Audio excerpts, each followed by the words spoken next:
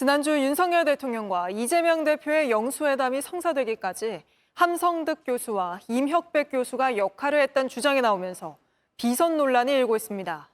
특히 이들은 윤 대통령이 이재명 대표에게 총리 추천권을 제안하고 당이나 정부 고위직에 이 대표와 경쟁 관계가 있는 인물은 안 쓰겠다는 취지로 말했다고도 전했는데 여권 지지자들 사이에선 거센 반발이 나오고 있습니다. 고혜진 기자입니다. 국민의힘 당원 게시판에 윤석열 대통령을 향한 비토가 쏟아졌습니다.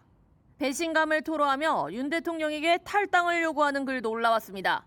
영수회담을 성사시키는 과정에서 윤 대통령 측이 이재명 대표에게 사실상 총리 추천권과 주요 인사 제척권 등을 제안했다는 보도가 나오자 반발이 터져나온 겁니다. 윤 대통령과 친분이 있는 함성득 교수와 지난 총선 민주당 공관위원장을 지낸 임혁백 교수가 영수회담 전 물밑 조율 역할을 한 것으로 알려졌습니다.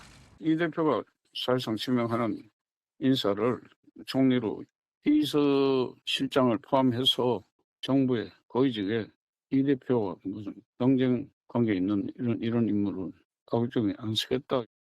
이재명 대표는 총리 임명으로는 국정기조를 바꿀 수 없다며 거절의 의사를 밝혔고 이재명 대표의 경쟁자를 요직에 쓰지 않겠다는 제안에는 경쟁자는 많을수록 좋다고 한 것으로 전해졌습니다. 비서실장으로 유력하게 거론됐던 원희룡 전 장관에 대해선 이 대표가 양평고속도로 의혹의 책임자가 공직을 맡는 데 부정적인 입장을 전한 것으로도 알려졌습니다. 비선 논란이 일자 대통령실은 진화에 나섰습니다. 대통령실 관계자는 이번 영수회담은 대통령이 이재명 대표에게 직접 전화를 걸어서 성사시킨 것이라며 거창하게 특사나 물밑 라인이라 부를 만한 것은 없었다고 부인했습니다.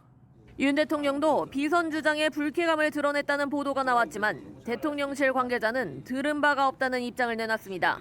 JTBC 구혜진입니다. 이거에 대해서 뭐 처음 보도했던 한국일보나 네. 아니면 그 두 교수에 대해서 어떠한 법적 조치를 취하지 않고 있잖아요. 대통령실이. 이게 묘하다니까요. 만약에 정말 그렇게 말도 안 되는 내용이면 대통령실이 가만히 아니 있을 수 우리가 그냥 대통령 좀만 비판해도 지금 난리가 나고 지금 고발당하고 지금 그치 김준일 대표님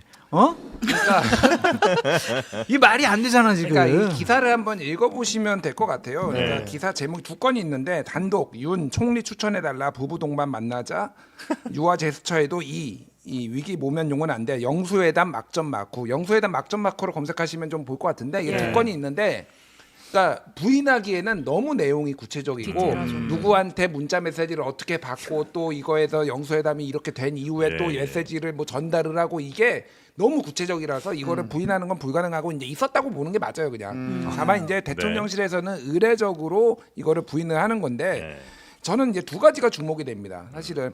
그러니까 저는 이게 뭐 비선 논란이 있지만은 아까 저는 조금 이제 비선이라고 보기에는 어렵다. 왜냐하면 이게 워낙 거리가 멀었기 때문에 이 부분을 좀 조율할 사람이 이를테면 뭐 이제 매개체가 좀 필요했을 수도 연결고리가 있겠다. 필요했다. 연결고리가 필요했을 수도 네. 있겠다라는 거예요. 근데 말씀하셨다시피 그러면은 그러니까 입막음이라는 게 뭐냐면 보안을 유지를 하게 해야지. 그러니까 무능해요. 이게 그러니까 그냥 무능합니다. 두 사람의 메신저 다. 아니 그 사람들이 무능한 게 아니라 용산이 무능하다고요 이게. 특히 이게 누가 주도했냐면 임혁백 쪽보다는 이제 함성득 교수 쪽에 지금 거의 얘기를 많이 했거든요. 거의 주도적으로 했거든. 대통령실 측이라고 알려져. 예, 제가 전에 듣기로는 이거는 뭐 이제 확실히 확인된 건 아닌데 함성득 교수가 굉장히 적극적이었다라는 거예요 이거에. 메신저 역할에. 아니 메신저 역할이 아니라 언론에 대고 얘기하는 거예요. 네. 그러면 애초에 함성득 교수를 이런 거 있었지만 보안을 유지해 주십시오라고 강하게 당부를 해가지고 이게 안 나오게 하는 게 정상 아닌가요? 그러니까 그냥 무능해요. 그러니까 다른 것보다도 무능하다라는 거 첫 번째고 보수가 난리가 났습니다. 그러니까 뒤에 우리 얘기하겠지만은 지금 오히려 진보나 중도 언론에서는 반응이 없는데 조선일보 사설 쓰고 동아일보 사설 쓰고 동아일보 사설 제목이 뭔지 아세요? 동아일보 사설 제목이 영수회담의 함성득 임혁백 비선 거래 듣도 보도 못한 정치 이게 사설 제목이에요 이게. 듣보정. 예, 듣보정. 그러니까 지금 다 경로했어요. 근데 왜 경로를 했느냐? 비선에 써서 경로한 게 아니라 대통령이 무슨 얘기를 했느냐? 쉽게 얘기를 하면은 이재명 당신한테 내가 꽃길 깔아줄게. 약간 이런 느낌. 시키는 대로 할게요. 뭐 이런 느낌이잖아요. 꽃길 이게 시키는 대로 한다기보다는 사실은 총리는 총리가 이제 다수당인 야당에 동의가 있어야 되니까 저는 그거 자체는 이제 어느 정도 수 이해가 있다. 가요.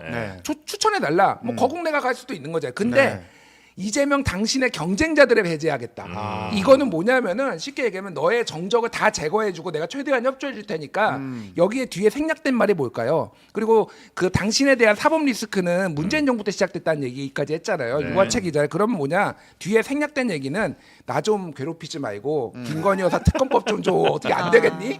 최상명 특검법 좀 어떻게 안 되겠니? 이 딜이 들어갔다라고 보는 게 합리적인 거예요. 그러니까 이게. 거기는 이제 고발당한다고. 추정하신 거고요. 이거는 추정이에요. 추정. 네. 뇌피셜. 그렇게 읽혀요 저는. 그런 예. 것좀 명확하게 구분 좀 네네네. 해줘요. 큰일 납니다. 출연자 개인의 발언으로. 네. 그러니까 지금 왜 보수가 난리가 났는지가 이해가 되는 거죠. 그러니까 야 이거를 지금 딜을 하려고 그래? 이렇게 이제 보수 진영에서 받아들인 거예요. 근데 김준일 평론가님과 의견이 제가 좀 다른 게 있습니다. 네. 대통령실은 그래요? 다행입니다. 무능하지가 않습니다. 아 그래요. 유능합니까? 예? 유능하다라는 얘기는 아니고 네. 뭐 의도한 거예요? 그럼? 한국일보 보도가 나오기 전까지 네. 이러한 비선 조직의 활동 상황을 대통령과 그분 외에는 아무도 몰랐습니다. 그분이요. 그래서 입단속을 할 수가 없었습니다. 아, 몰랐기 때문에. 그래서 무능이라는 단어를 쓰면 안 됩니다. 그럼 대통령이 비서실장이나 정무수석도 대통령이 몰랐습니다. 직접 그럼이 함 교수한테 다이렉트로 연락을 한 것이다. 함 교수의 주장은 그렇잖아요. 예. 대통령이 전화가 와가지고 같은 좀 이것 아파트에서 좀 해줘. 그럼 그렇게 된 대통령이 거잖아요. 무능한 거네. 아니하거나. 아니지 대통령이 뭐 입단속하기에는 좀 그렇잖아. 아저 이거 우리 둘 사이 얘기니까. 어디 가서 얘기하지 마세요. 안 돼. 아니, 어떻게 좀 격떨어지게 그래요. 당연히 함성득 그러리라 교수가 생각했는데. 이렇게 얘기할 거라고 생각 못했겠죠. 근데 교수님들 사실 진짜 조심해야 되잖아요. 아, 정치 근데 안 함성- 해본 사람들은 정치 문법 관례 이런 거 모르고 막 근데 한단 함성득 말이에요. 교수님은 아마 이걸로 아마 몸값이 상당히 이제 높아졌고 책도 잘 팔리고 언론 방송에서도 많이 부를 거고 이제 또 어디 인터뷰 할 거고 이러는데 대통령실에서 상당히 적극적으로 반박을 못하는 이유가 네. 대통령하고 만약 통화한 내역, 네. 주고받은 문자, 뭐 이런 것들이 있으면은 발각이 되면? 함 교수가 만약 대통령에서 법적 조치할 거야 그러면은 아닌데 나 나 문자 진짜 보냈는데. 했는데 우리 장르만 여의도 나와서 그거 딱 공개해봐요. 아, 그럼 장르만 여의도는 정말 조회수 폭발될 거 그래요? 아니에요. 함성득 교수 바로 섭외 빨리 들어가요. 섭외. 네, 땀 교수님. 냄새. 함성득 네, 공개 섭외. 모시겠습니다. 그래서 공개 수배? 네. 그러니까 김준일 그래서 김준일 평론가님 얘기했던 것처럼 네. 이게 사실로 볼 수밖에 없는 여러 가지 정황적인 증거들과 사후 네네. 대처다라고 볼 수밖에 없죠. 아니 심평 변호사는 근데 왜 이렇게 본인이 막 다 한 것처럼 또 모르겠어요. 얘기를 한 거예요? 그분 모르겠어요. 잘. 그분도 공개 섭외 하시죠. 신평. 아 신평 네. 변호사도 공개 함성득 심평 같이 불러가지고 누가 진짜 미선이야? 진짜? 이렇게 끝장 토론 한번 데스매치, 갈까요? 데스매치 좋다. 두 분 다 나올 것 같은데. 네. 핸드폰 필참 필수 가지고. 두 분, 네 저희가 자리 마련하겠습니다. 반드시 참여해 주시기 근데 바랍니다. 그 어쨌든 말씀하셨지만 지지자들 사이에서도 지금 난리가 난리 났어요. 났잖아요. 그러니까 너무 대통령이 굴욕적으로 이제 야당 대표한테 모든 걸 다 내어주겠다고 한 거 아니냐. 그래서 뭐 당원 게시판에는 뭐 지지자를 능욕하는 대통령 하야하라. 당장 아유. 탈당하고 이재명 당으로 가라. 화가 많이 나셨네. 그럼 지지층도 결국은 이제 분열. 아니 엄청나게 화가 났고요. 네. 몇 개 또 읽어드릴게요. 네. 윤석열 탈당해라. 민주당 트로이 목마 대통령. 보수 트로이. 개멸자 위장 보수. 이재명과 손잡은 윤석열 탈당해라라고 국민의힘 당원 게시판에 네, 올라와 네, 있습니다. 네. 요거 좀 보론으로 말씀드리면은 네. 이제 뭐 이런 당원 게시판뿐만이 아니라 각종 이제 보수 정당 이제 뭐 국민의힘 국힘 갤러리라든지 뭐 온라인 커뮤니티가 있잖아요. 난리가 난 이유가 이제 두 가지인데 하나는 말씀하셨다시피 원래 옛날 녹취록 같은 거 보면은 제가 원래 뭐 국민의힘으로 아니 민주당으로 가려고 했는데 예, 부득이하게 뭐 여기로 왔습니다. 막 이런 거 다 소환되고 그렇죠. 있으니까 국민의힘 뭐 당 날려버린다는 얘기 뭐 다 당을 날려버린다 그러니까 이런 정신머리는 우리 당은 없어지긴 낫습니다.